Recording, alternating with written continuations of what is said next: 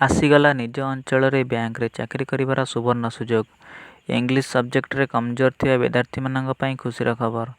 कारण एथिरे आपण मानकु इंग्लिश पढ़िवार कौनसी आवश्यकता नाही। कारण बिना इंग्लिश रे आपण मध्य परीक्षा दे परिबे। नमस्कार बंधु माने, सरकारी सूचना यूट्यूब चैनल को आपण मानकु स्वागत। आज रही वीडियो रे मु नै आसी ग्रामीण बैंक रे बाहरी वैकेंसी रे संपूर्ण डिटेल्स ए छोटो वीडियो रे। आज्ञा हाँ, आईबीपीएस आरआरबी पीओ एवं क्लर्क पई नुआ वैकेंसी आसी जाइछि।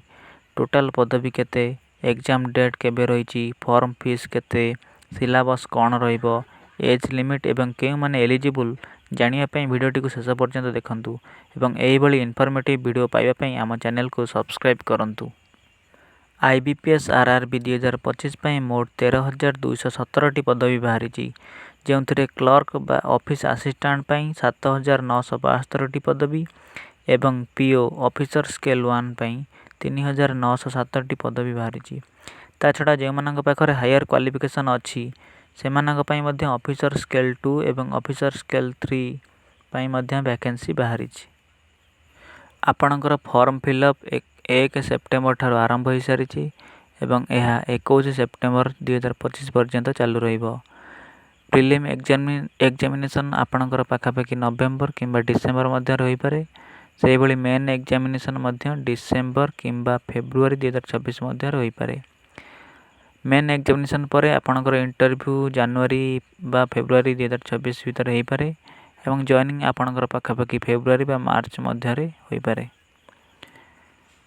योग्यता कथा कहले जो माने ग्रेजुएशन पास करछन्ति केवल सही माने अप्लाई करि परिबे एवं क्लर्क पोस्ट पई एज लिमिट 18 रु 28 रही एवं पीओ पई 18 रु 30 वर्ष रही।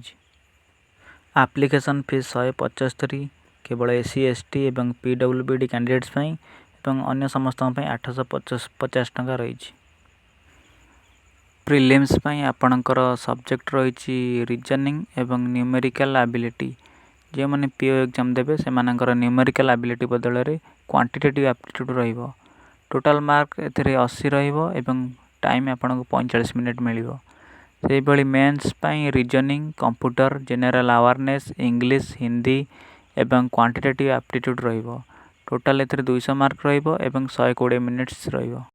वीडियोटी भल लागिथिले वीडियो को लाइक करिवे एवं चैनल को सब्सक्राइब करिवे। रहउची, जय जगन्नाथ।